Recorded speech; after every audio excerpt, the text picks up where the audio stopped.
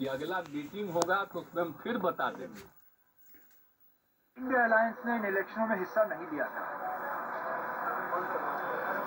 जो मैं पिछले कल परसों से देखता आ रहा हूँ नतीजों का, शायद अगर इंडिया अलायंस एक साथ लड़ती भी तो छत्तीसगढ़ और मध्य प्रदेश में कुछ खास फर्क नहीं पड़ता, लेकिन मुमकिन है कि राजस्थान में नतीजा अलग होता।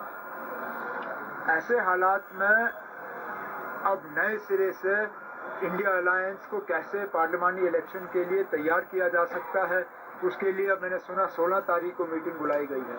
उस दौरान बैठ के बात करेंगे, सुनेंगे कांग्रेस की तरफ से कि अगर उनको इस बात का एहसास है कि उनसे गलती हुई है।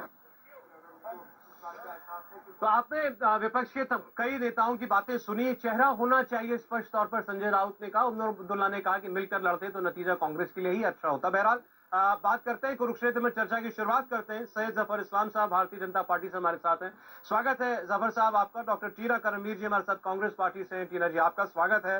डॉक्टर नवल किशोर जी आरजेडी से हमारे मेहमान हैं, डॉक्टर साहब स्वागत आपका भी। और आरती टीकू सिंह जी जानी मानी वरिष्ठ पत्रकार हैं हमारे बीच हैं, टीकू जी आपका स्वागत है।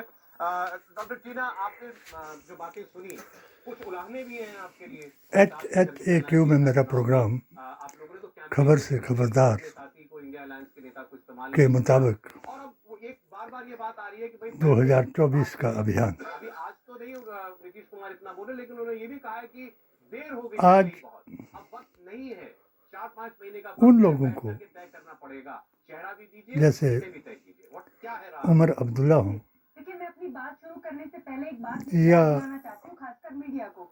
अखिलेश जी हो चलती थी एक समय में जब कांग्रेस सरकार जब कांग्रेस या कोई और हिमाचल और कर्नाटक के दौरान कि इंडिया आज क्या चल रहा है, आज इंडिया अलायंस को लेकर के संगठन में शामिल होकर के प्रमुख पार्टियों वो वैसे ही हो, जो कि वो तो शायद इसमें शामिल नहीं होंगे, मीटिंग जो है क्योंकि उनके और गुलाम नबी आज़ाद की तो ये इच्छा रही। और जो देवबंदी जमात के अकाबिर हैं, ये अरशद मदनी जी, इनका एक ही ध्येय था कि अगर बीजेपी इनको दाना डालती तो ये खुले तौर पर कांग्रेस की मुखालफत करते। मगर जहाँ तक मोदी जी का मिशन है, ये लोग उसको समझ नहीं सकते। मोदी जी का 1925 का लेकर के आज तक आरएसएस का जो एजेंडा रहा, वही मोदी जी का एजेंडा है। मोदी जी महान है, अभी आप चले एक विषय लेकर के चलते हैं, क्योंकि धर्म के नाम पर ही गठबंधन के साथियों को जिस तरीके से लेकर के चल वो वैसा शायद आप लोग नहीं कर पाए। जनसंघ, जनता दल, हम लोगों का ये गठबंधन था, ये लोकसभा जनता पार्टी राज्यसभा चुनाव को लेकर था, या अब बीजेपी को 2 से 4 और 4 से 400 पर पहुंचाने का जो अभियान है, उस अभियान को वही नहीं जानता जो वैदिक इस्लाम, सनातन और मुसलमान से अज्ञान है। आज जो 2024 का पहले इनका एजेंडा होता था, एजेंडा यही है कि हिंदू राष्ट्र बनाया जाए, और अब प्रोपोगंडा है, यही है कि जितनी भी बुराई नेहरू खानदान, ये आप इसको गठबंधन कहते हैं, वैसे कोई गठबंधन नहीं है। मुसलमान ये कभी ऐसा होता है कि और पाकिस्तान सफर में निकले हैं की जाए, वहाँ पर जो प्लेन में उसी से या आप इनका एजेंडा जो है वो सफल हो जाएगा। अगर ये जो खर दिमाग लोग हैं मंजिल के नजदीक आते सभी और सबका अलग-अलग इंटरेस्ट है, तो जो सनातन के बारे में बकवास कर रहे हैं, एक अहंकार या अभी हम इस्लाम लोग के कहते बारे थे में तो लोगों को लगता था कि हम लोग गलत मुल्ला के दीन की बात कर रहे हैं, उसी घमंडी ये गठबंधन सब के लोग कह रहे हैं कि जो हैं कांग्रेस में ना सनातनी है दुबे और ना ये हम नहीं कह रहा तो उन्हीं लोग कह रहे हैं। रसूलुल्लाह के और ये दीन सारी के साथ चीजें जो इनका है ना, कोई अब धरी ताल्लुक धरी है। रह जाएंगी। ना नीतीश कुमार आएंगे, ना ये लफ्ज जिहादी हैं आएंगे, ना संजय राउत या आएंगे, वहाबी ना हैं उद्धव ठाकरे, ये या सारे मुर्ता अपने हलाला खेलेंगे और हकीकत में इनको सबको तीन मालूम है तलाक 2024 तो खत्म, इनके हाथ से निकल और चुका है। बाबरी मस्जिद कभी था ही नहीं, लेकिन अब जो थोड़ी बहुत उम्मीद भी थी वो भी इनके हाथ पर से निकल कानून चुका है। बनाने पर प्रेशर पॉलिटिक्स तो होती है, अब वो कांग्रेस को प्रेशर में लेने और की कोशिश धर्म करेगी। वापसी को कांग्रेस उनके साथ बार्गेन करेगी सीटों को लेकर के अलायंस अच्छा बताने पर भाई वो अगर खजाने में पैसा हो अपने आप तभी तो को आप खजाना बांटिएगा। हिंदू जब वोट मुसलमान ही में नहीं है बांट आपका तो रहे हैं। किधर लड़ेंगे आप? ये तो खत्म है। ये आपको पता है कि अभी अगर कोई लोग कहता था कि अगर बहुत उत्साहित होकर बोलता था 350 मुगलों की बात करें अभी लोग तो कह जिन रहे हैं, मुगलों आप की सबका नफरत कहें, फैला करके इंटरनेशनल टेलीविजन में क्या सभी जगह एक ही बात कह ये रहे हैं। हिंदू मुसलमान कराना चाहते हैं नहीं बोला बीच में- तो इनको इतिहास मालूम नहीं है कि जब हिंदुओं के ऊपर औरंगजेब ने जुर्म शुरू किए जंगल मंगल राज छोड़िए, तो औरंगजेब कहीं कहीं का नहीं के छोड़ा। भाई ने आप अपने बारे में सोचिए। दारा शिको ने ही अरे भाई छोड़िए ना आप अपने दोस्तों जो राजा के लड़के थे उनकी बात को सुना और अपने बाप को कटीना ऐसा है बताया आपके पास कुछ बचा कि नहीं है, इसको तो यहाँ पर मत इतना आप दिखाइए इतना आप आप खाली खाली बर्तन आवाज बहुत करता है, युवा मोर्चा का खाली बर्तन अध्यक्ष आवाज बहुत करता है, वैसे आप या आलमगीर बताकर लेकिन आपको बेचैनी हो रही है इसलिए कि खाली बर्तन ना आपके करें, कुछ बचा नहीं। क्योंकि देखिए, जिस वोट के पब्लिक बारे में हम पर बात हम कहते हैं, जनता का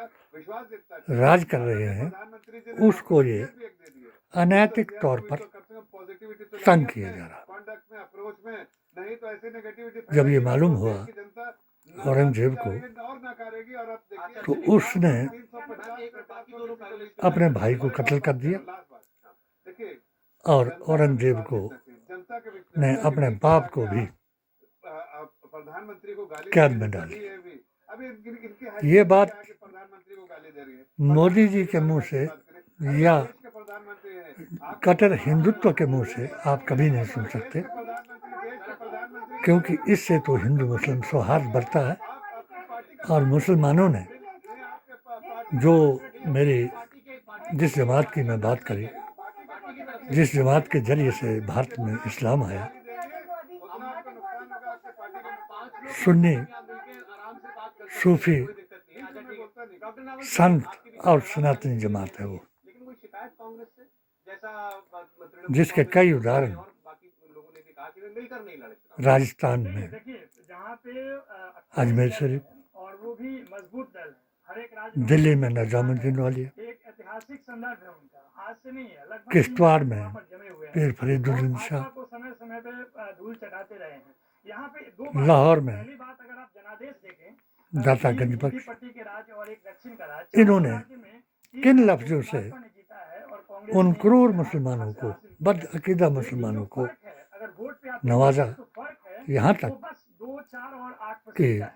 और ये फर्क है, कोई बहुत हजरत ज्यादा निजामुद्दीन औलिया रहमतुल्लाह अलैह ने तो इतने तक कहा तब फर्क मात्र इतना कि ही ये है। टुकड़े पर लड़ने वाले पूरे कुत्ते हैं, चारों इलेक्शन को देखें, जैसा मैंने देखा जो आंकड़ों टुकड़े को, के लिए तो पूरे चारों अपने बाप, इलेक्शन में जो वोट भाई, कांग्रेस को मिली है, चाचा, वो ताया, भाजपा से ससुर, लगभग 9 लाख ज्यादा वोट किसी को कांग्रेस भी को कत्ल कर काउंट सकते करेंगे। हैं, जहाँ तक जैसा कि तेलंगाना खिलजी को खानदान देखें, में हुआ। तो तेलंगाना को भाजपा में 8 सीट है, भाजपा को 8 सीट उस है, इतिहास वहाँ को पर कांग्रेस को 64 भूल गए 64 सीट है, 8 गुना और ज्यादा। एक ही वहाँ पे इतिहास 10% अगर आप देखिएगा तो 20% जो है। इनका विकास है, आप मिजोरम में देखिएगा कोई तो शक नहीं भाजपा को 5% है और कि कांग्रेस ये को 20% है।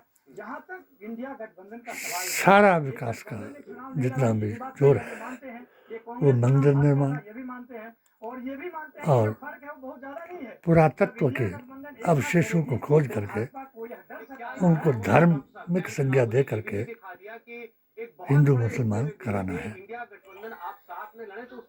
सनातन की परिभाषा ये जानते नहीं। नहीं, जब भारत लड़ाई होगी आप देश स्तर पे तो आप अगर सनातन कि 1 to 1 की व्याख्या फैसला होना बाकी है। अभी भी वही था, अभी नहीं करते अभी विधानसभा में कहा 1 to 1 था, विधानसभा में तो महात्मा गांधी जी, बीजेपी था, यहाँ पर इंडिया जिनसे बड़ा सनातनी भारत में कोई नहीं हुआ, मैं ये कह रहा हूँ वो लोकसभा में भी नहीं होगा। नहीं, लोकसभा में अगर सनातन की व्याख्या आप नहीं करते तो भारत शायद आज़ाद न होता। सनातन का विरोध करने वाले, उस सनातनी का विरोध करने वाले गोरसेवादी को अगर सरदार पटेल जी बैन न करते तो भारत आज़ाद न होता। जवाहरलाल नेहरू जी जो इंदिरा और फिरोज कांड हुआ तो महात्मा गांधी अगर फिरोज को अपना नाम ना देते तो भारत आज़ाद नहीं होता। ये थी अंग्रेजों की हिंदुत्व वर्सेस शरिया को लड़ाने की तारीख। उमर जी, अगर आप इस बात को ये कहते हैं कि ऐसा कोई समझौता नहीं था कि जो गठबंधन था वो स्टेट चुनावों के लिए नहीं है। स्टेट चुनावों के लिए अगर आपके साथ कांग्रेस गठबंधन करे और महबूबा मुफ्ती के साथ ना करे प्रधानमंत्री नरेंद्र मोदी जी के सामने और कांग्रेस से ही करे क्या है तो फिर ये जो राष्ट्रव्यापी अभियान है ये कामयाब नहीं हो सकता। बनर्जी हो, हम तो ना मान ना माना तेरे मेहमान हैं, मगर मोदी जी के इस एजेंडे को जितना मैंने 2013 से लेकर के 2022 तक समझा, जिसके मेरे पास हजारों प्रूफ है कि मोदी जी के निशाने पर ये तीन ही बातें जिनको मैं बता रहा था वही इनको हिंदू राष्ट्र बनाने में सहायक है। अब जो ये उत्तर और दक्षिण की बात कर रहे हैं, ये भी यकीन कर लूँ मैं कि जो हमारा फार्मूला 40 बराबर 40 जमा 20 का है, जैसे यशस्वी मुख्यमंत्री हमारे ठाकुर सुखविंदर सिंह सुक्खू की समझ में आ गया था और दूसरों को हमने बता दिया था कि अगर इस फार्मूले के मुताबिक ठाकुर वर्सेस ठाकुर आप 40-40 हो जाओ तो जो दलित वर्ग है, पिछड़ा वर्ग है, वो 20% मुसलमान हैं, वो खुद ब खुद इनके भेदभाव को जान चुका है और आपके साथ हो जाएगा और आप जीतेंगे। वही फार्मूला चलाया और जो मोदी के मुसलमान थे उन्होंने हिमाचल में भी 3 सीटों को हराया, जिसके बारे में हमने सुक्खू जी को बताया। और जो यही बात जो अभी इनके पास एक ही एजेंडा है अब कि राहुल की जितनी भी बुराई करेंगे उतना ही इनका ग्राफ जो है ऊपर चढ़ता जाएगा। अब मूत्र, गौमूत्र, सनातन और मुसलमान इनका एजेंडा है। गौमूत्र में कोई शक नहीं, ये भारतवर्ष है, ये आस्थाओं पर डिपेंड रहता है और मेडिकल तौर पर भी ये वेदों और उनके मुताबिक रहता है। गौमूत्र एक औषधीय तत्व भी है और शायद आप लोगों को नहीं मालूम होगा तो यहाँ तो मानव मूत्र का भी प्रयोग किया गया, जिसकी कोई चर्चा नहीं हुई। क्यों नहीं हुई?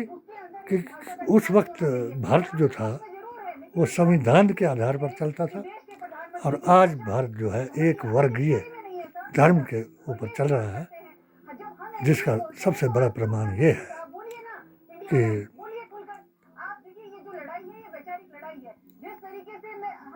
संसद भवन में जिस मूर्ति की संविधान बनाने के लिए पूजा की जाती थी, उसे प्रणाम किया जाता था, वो थी डॉक्टर अंबेडकर की मूर्ति। अब जो है लोकसभा सदन में भी सुदूर की पूजा की जाएगी। ये अपनी अपनी आस्था है। अगर जो नहीं करेगा भारतीय जनता तय करेगी। छोटा सा ब्रेक, तो उसको अगर गद्दार बताया जाएगा या सनातन विरोधी बताया जाएगा। मुझे एक बात मैंने इनको 2023 में जब हिंदू मुसलमान चला, कन्हैया कुमार के साथ मोदी जी का नाम चला, हिंदुत्व का पैगाम चला, वो मैंने अपनी किताब के जरिए से ये लिखा है, क्योंकि सत्य जो है वो HHAQ है। अब हिंदू मुसलमान की लड़ाई नहीं होगी, यकीन मान लेना। अब हिंदू हिंदू से लड़ेगा, वो हिंदुत्व और सनातन की लड़ाई होगी। मुसलमान मुसलमान से लड़ेगा, वो AISSJ जमात और वहाबियत, तालिबानी और हमासी के बीच में मुसलमान आपस में लड़ेगा। मगर हमारे इस तेलंगाना के रिजल्ट के मुताबिक हमें यकीन आ गया कि हर मुसलमान को कब्र, क़यामत और आखिरत का ज़रूर याद है। इसलिए उन्होंने मुल्ला के दीन की बजाय रसूलुल्लाह के दीन को पसंद किया और अपनी वफादारी का परिचय तेलंगाना में दिया। बाकी स्टेटों में कोई अहले सुन्नत वल जमात, ऑल इंडिया सुन्नी सूफी जमात का मुसलमान सब एकत्रित हो गया और इनको 80-20 करने का एक फार्मूला मिल गया, जिसकी वजह से ये भारी जीत इन्होंने हासिल की है। अगर जो नीतीश जी का फार्मूला है उसको लागू करने के लिए ये एजेंडा बना लें कि जाति जनगणना, जिसके लिए और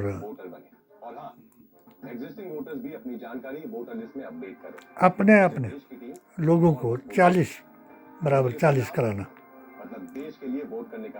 तो कोई शक नहीं कि 2024 में इस इंडिया गठबंधन को सफलता मिलेगी।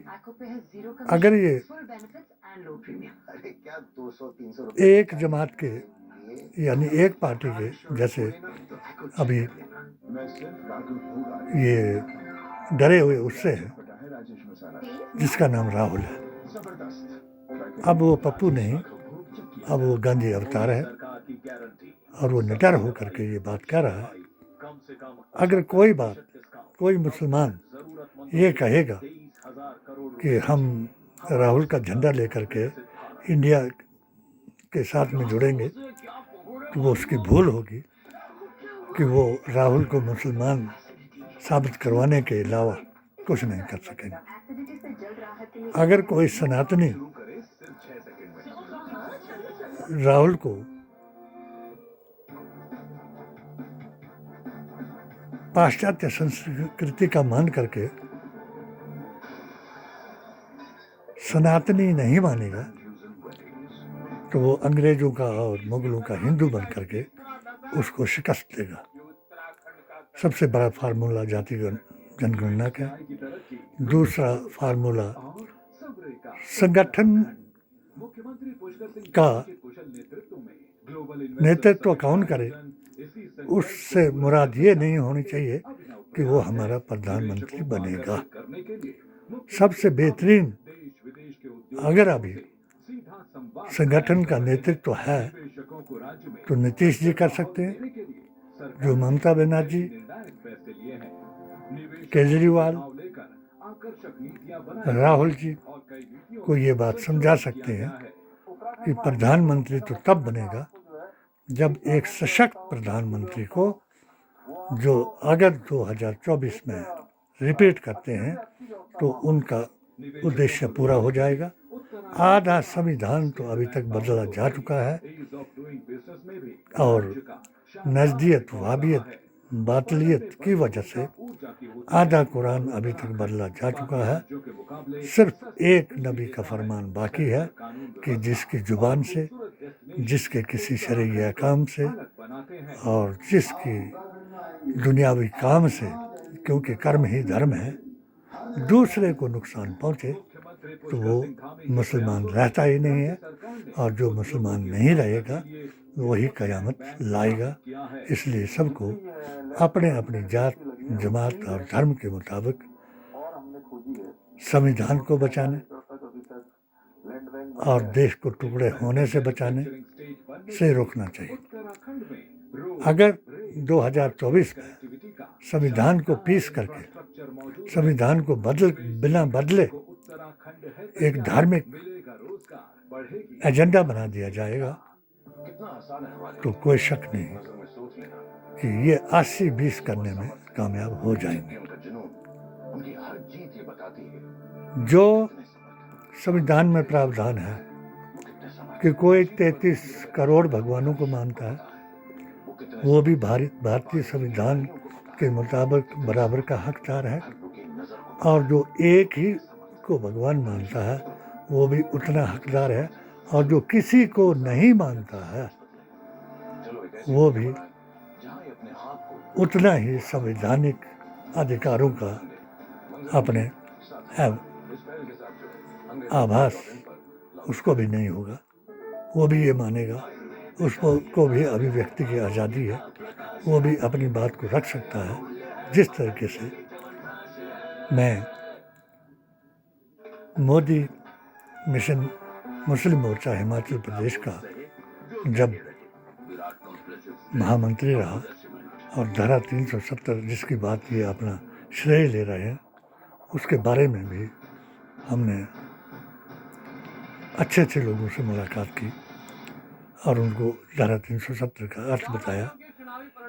धारा 370 शेख अब्दुल्ला और जवाहरलाल नेहरू का एक सबसे बड़ा प्रयत्न था जो टाइमली मानी थी इन्होंने, जिसके ये श्रेय ले रहे हैं कि ये आर्टिफिशियल थी या टाइमली थी, तो उसको हमने बदल दिया। वो उन्होंने नहीं बदला, वो कश्मीर के लोगों ने बदला, जो भारत के साथ जिनका लिंक है। और धारा 370 उनको अच्छी लगती थी जो पाकिस्तान के साथ अपना को जोड़ना चाहते थे। ये बहुत नीची राजनीति पर आ चुके हैं और इतनी ओखी राजनीति भारतीय संविधान के मुताबिक एक चयनित प्रधानमंत्री को नहीं करनी चाहिए। जैसे बयान आप दे रहे हैं, जैसी भविष्यवाणी आप कर रहे हैं, 800 साल औरंगजेब हिंदुओं के मुसलमान बनाता गया, मगर एक भी मुसलमान वो बना नहीं सका। लालच के लिए, ओहदे के लिए, औरत के लिए कोई भी अगर धर्म परिवर्तन करता है तो वो उसका ईमान खो जाता है। ना वो सनातनी बन सकता है, ना वो मुसलमान बन सकता है, ना वो सिख बन सकता है। क्यों कि पहले ही जब उसने अपना ईमान बेच दिया तो किसी पर ईमान लाना उसके लिए बेहतरीन नहीं है। हमारा ये अभियान जारी रहेगा। अगर जिन लोगों का जिक्र मैंने हर रोज़ मैं खबर से खबरदार करता हूँ तो वो अपने सलाहकारों को, प्रवक्ताओं को, वक्ताओं को, मीडिया तो खैर अभी तक मैं तो इंडिया टीवी को सबसे बड़ा हिंदुत्व का प्रचारक मानता हूँ, जिन्हें सनातन और इस्लाम का कोई मतलब नहीं। 2008 में जब मैंने इनको कई बार लिखा तो इन्होंने फतवा दिखाया और इस्लाम की तौहीन कराई और हिंदू मुसलमान कराया और उनको आपस में लड़ाया। बरेलवी जो थे वो देवबंदियों को काफिर कहते रहे और देवबंदी जो थे वो बरेलवी को मुशरिक कहते रहे, मगर ना एक दूसरे को भारतीय संविधान दोनों की समझ में नहीं आया।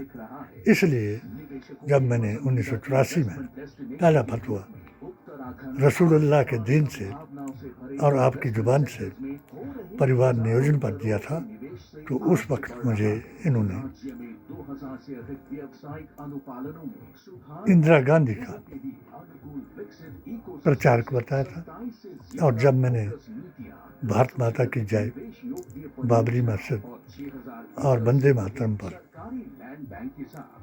मोदी जी के जितने भी ये कानून बनाए उनके पक्ष में फतवा दिया, तो तब मुझे बुरके के बारे में ओवैसी ने, बाबरी मस्जिद के बारे में ये इनके जो अकाबिर हैं उन्होंने, और मुत्ता और हलाला के बारे में ये जो देवबंदी जमात है उसने मुझे चैलेंज किया कि ये कौन होता है कि जो 7 मुल्कों के फतवे को रिजेक्ट करता है। मैं 7 मुल्कों की बात नहीं करता हूँ, मैं वर्ल्ड के आलिमों को चैलेंज करता हूँ। अगर नबी करीम सल्लल्लाहु अलैहि वसल्लम उम्मी थे कि जो उन्हें अनपढ़ समझ करके उनकी एक कही हुई बात को झूठा कर देगा, तो मैं उस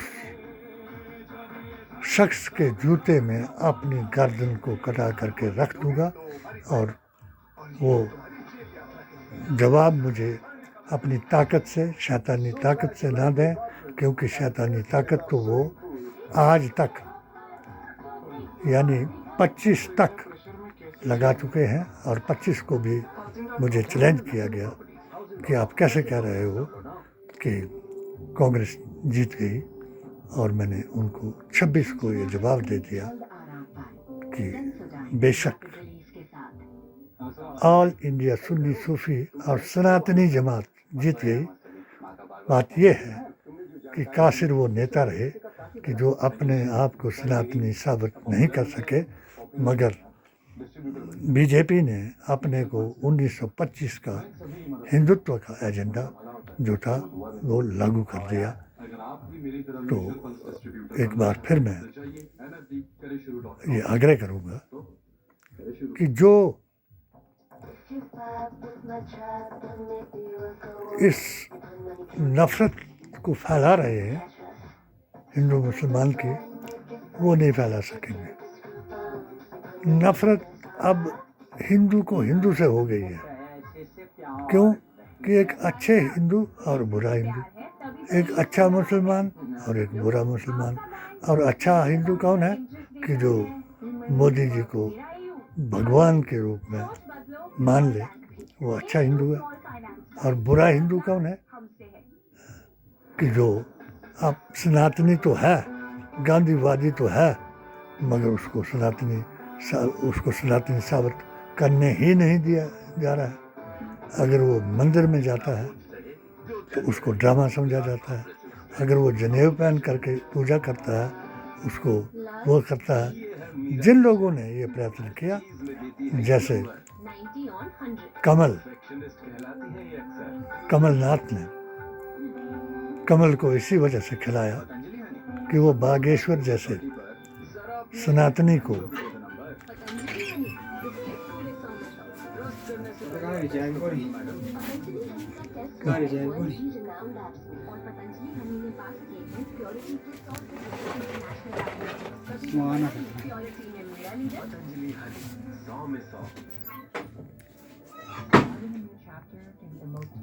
एक अच्छा हिंदू समझ करके धीरेन्द्र शास्त्री की शरण में चले गए, और उधर से चौहान साहब नारी शक्ति की शरण में चले गए। उधर से गहलोत जी अपने सीएम के पद को बचाने के लिए, हमें मालूम है जो उमर अब्दुल्ला जी आप बयान कर रहे हैं, तो आप कौन हैं वो मैं जानता हूँ, और आपके वालिद साहब कौन हैं उनको मैं जानता हूँ। मैं शेर कश्मीर शेख अब्दुल्ला को का और जवाहरलाल नेहरू जी को ये मानता हूँ कि उनकी वजह से आज कश्मीर हमारे साथ है। अन्यथा आप जैसे लोग जो धर्म को राजनीति से मिला करके अपने को लोगों की नज़रों में गिरा रहे हैं, तो ऐसा नहीं होगा।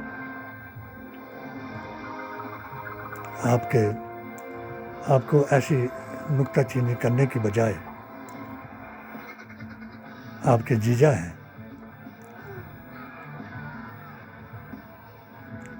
पायलट जी,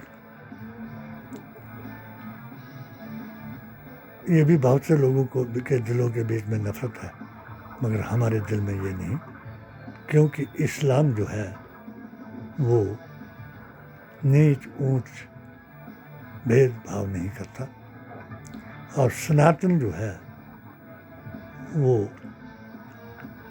धार्य इति सा धर्म को ही धर्म मानता है, ना कि बिना किसी प्रमाण के अपने आप को सनातनी कोई कह दे और बिना किसी प्रमाण के अपने आप को कोई मुसलमान कह दे, तो ये अच्छा नहीं है। एक बार तुम उस बात पर इकट्ठे हो जाओ जिस संविधान के लिए बलिदान दिया पहला महात्मा गांधी ने, दूसरा इंदिरा गांधी ने, तीसरा राजीव गांधी ने, चौथा अध्यक्ष पद छोड़ करके सोनिया गांधी ने, और पांचवें बलिदान के लिए हमने तपस्वी यशस्वी जिसने भारत को जोड़ दिया, वो बार बार ये बलिदान दे रहा है कि मैं प्रधानमंत्री का उम्मीदवार नहीं, मगर मैं मोदी जी से डरता नहीं, इसलिए मोदी जी डर गए हैं। और जो भी शब्द वो कहें उसको गाली समझा जाता है, और जो शब्द उनके लिए मूर्खों का सरदार कह दिया जाए तो वो भी गाली नहीं है। मोदी जी आज गणित का ज़माना है, और बीजेपी वालों को ये मैं बता दूं, अपने मुख्यमंत्री यशस्वी की तरह से, कि यहाँ तो हिंदू मुसलमान करने की ज़रूरत ही नहीं है आपको। यहाँ तो 2% मुसलमान हैं हिमाचल प्रदेश में, मगर ठाकुर को जो युद्ध हुआ तो हिंदुत्व वर्सेस सनातन का हुआ, और हमारे ठाकुर जो थे वो सनातनी थे, हमारे ब्राह्मण जो थे वो सनातनी थे, हमारे जो राजपूत थे वो गौरसेवादी नहीं थे, हमारे जो दलित थे, हरिजन थे, वो डॉक्टर अंबेडकर के थे हैं, और हमारे जो मुसलमान हैं वो ऑल इंडिया सूफी सुन्नी और संत जमात के मुसलमान हैं। आप इस बात को भूल जाएं कि आप पहले गांधी गोत्र और गाय, अब गौमूत्र और हिंदू मुसलमान करा करके अगर आगामी अपना एजेंडा बना रहे हैं, तो ये एक गृह युद्ध की तरफ आप लोगों को अग्रसर कर रहे हैं। और ये हिंदू मुसलमान में नहीं होगा, वो वैसे होगा जैसे रिजल्ट के एक दिन बाद ही करनी सेना के अध्यक्ष का घर में जाकर, घर में घुस करके कत्ल किया गया।